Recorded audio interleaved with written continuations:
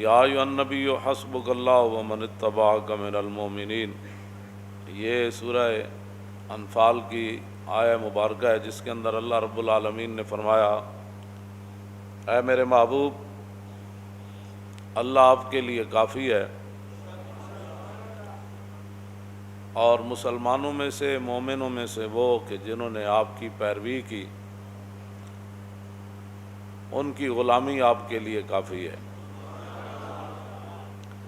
مفسرین نے لکھا کہ یہ حضرت فاروق اعظم رضی اللہ تعالی عنہ کے ایمان لانے پر آیہ کریمہ نازل ہوئی۔ نبی علیہ الصلوۃ والسلام نے اللہ رب العالمین سے دعا مانگی، یا اللہ ایک عمر دے دے، اسلام کا کام ہو جائے گا۔ اللہم اعز الاسلام بعمر ابن الخطاب۔ قیامت تک کوئی بھونکتا رہے، کسی کے بھونکنے سے کیا ہوگا؟ قیامت تک کوئی پیشاب میں منہ مارتا رہے، اسے ہمیں کیا غرض ہے؟ کہ جب رسول اللہ نے اللہ سے دعا مانگی، یا اللہ عمر کے ذریعے اسلام کو عزت دے دے۔ ما فشاند نور وساگ آؤ آؤ کند، ہر کسے بر خلقت خود می دند۔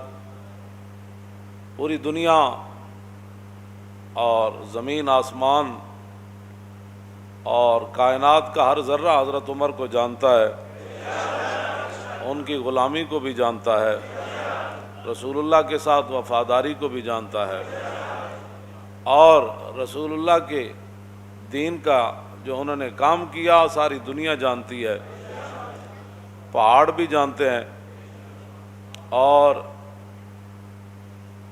جو حیوان ہیں وہ بھی جانتے ہیں۔ جب فاروق اعظم رضی اللہ تعالیٰ عنہ کو لولو نے دو دھاری خنجر جو ہے زہر سے بجھا ہوا زہر آلود حضرت عمر پر دوران نماز، آپ نے اللہ اکبر فرمایا یا نہیں؟ صحابہ اس بارے میں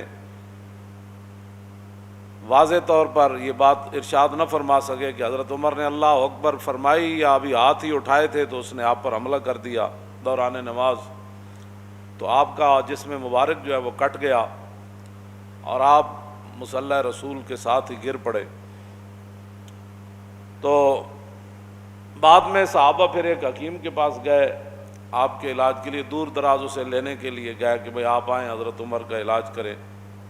جب وہ حکیم صاحب صحابہ کے ساتھ آ رہے تھے تو راستے میں کہنے لگے میں واپس جا رہا ہوں، حضرت عمر کا تو وصال ہو گیا ہے۔ وہ کہنے لگے آپ کو کیسے پتہ؟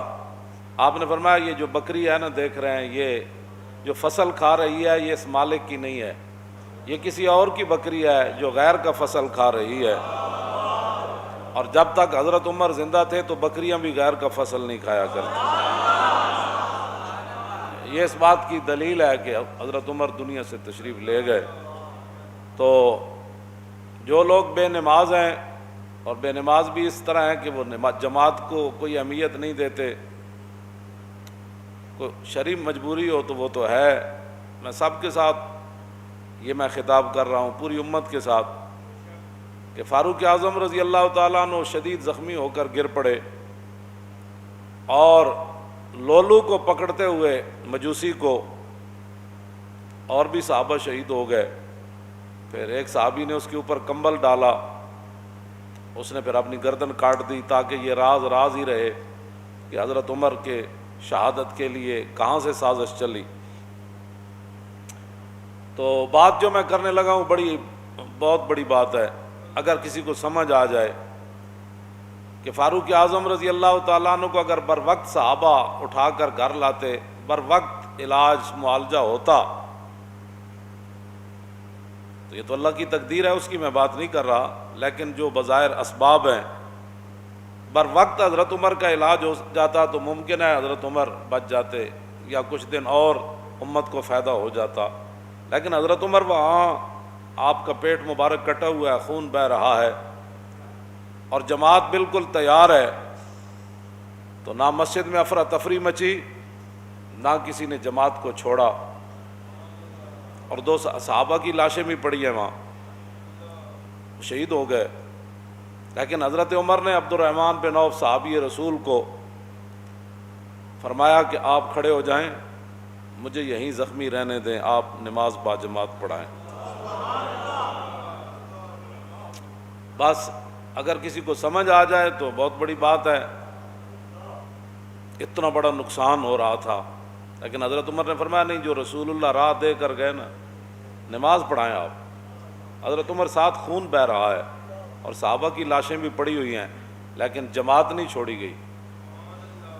اور آج مسلمان ہر چیز چھوڑ کر جو ہے وہ چاہتے ہیں کہ مسلمانوں کی عزت ملے، ایسے نہیں ہوگا، ایسے نہیں ہوگا۔ انہی راستوں پر چلیں گے تو عزت بنے گی۔ باطل نظریات اور باطل فلسفوں پر اسلام کی عمارت کبھی بھی تعمیر نہیں ہوگی، چاہے وہ سارا پاکستانی یونیورسٹیاں بن جائے اور ساری تسبیح لے کر بیٹھ جائیں، ایسے کبھی بھی نہیں ہوگا۔ راستے وہی ہیں جن پر صحابہ چلے، مستند راستے وہی مانے گئے جن سے ہو کر تیرے دیوانے، بس۔ اور لوٹ آئے جتنے فرزانے گئے، اور تاب و منزل صرف دیوانے گئے۔ مستند راستے وہی مانے گئے۔ کوئی لاکھوں قیامت تک بڑھ بڑھ کرتا رہے اور لاکھوں نئے نئے نظریات نکالتا رہے، نظریات وہی ہیں، راستے وہی ہیں جن پر صحابہ چلے، اور چل کر پوری دنیا کو بتایا کہ کی محمد سے وفاتو نے تو ہم تیرے ہیں، یہ جہاں چیز ہے کیا لوح و قلم تیرے ہیں۔ اب تو مسجدوں میں جمعہ پڑھنے کے لیے بھی لوگوں کو پریشانی ہوتی ہے کہ مسجد وزیر خان میں لبیک والے جمعہ پڑھنے نہ جائیں۔ گلائے جفائے وفا نما حرم کو جو اہل حرم سے ہے، کسی بت کدے میں بیان کروں تو صنم بھی کہہ دے ہری ہری۔ اور میں کیا جڑے پہلے تمبو تھے لگتے سن وہ بھی نہیں، آرڈر ہویا بھی یہ تمبو بھی نہیں لانے، کیونکہ مسلمانوں نے یہاں آج اپنا شوکت اسلام کا اظہار کرنا ہے۔ ہاں جی، اقبال کہندا شکوہ عید کا منکر نہیں ہوں میں، مگر قبول ہے فقط مرد حر کی تکبیریں۔ اقبال کہندا میں عید اجتماع دا میں منکر نہیں، لیکن اللہ اکبر بھی جنیاں دی قبول ہوندی۔ ہاں جی، جڑا اقبال مڑ مڑ کہندا اے حلقہ درویشاں او وہ مرد خدا کیسا، او حلقہ درویشاں او وہ مرد خدا کیسا، او جس کے گریباں میں ہنگامہ رستا خیز، جو ذکر کی گرمی سے شمع کی طرح روشن۔ اقبال کلندر لاہوری ایویں نہیں گل کیتی۔ دسو یہ ٹرمپ نو بھی اگر گل پتہ لگے نا کہ مسلمان جمعہ پڑھن جا رہے سن تے سرکاری سطح تے جڑے تمبو لگتے سن وہ بھی روک دیتے گئے، تے ٹرمپ کہے گا اسی بھی اسلام دے اتنے دشمن کوئی نہ، اسی تانوں اپنے چرچ دیتے نمازاں پڑھن واسطے اور تسی اپنی مسجداں وچ نمازاں پڑھن تو روک دیو۔ اوتھے کوئی جناب کوئی ہنگامے تے نہیں سن ہو رہا ہے، نہ کوئی تے بات ہو رہی سی۔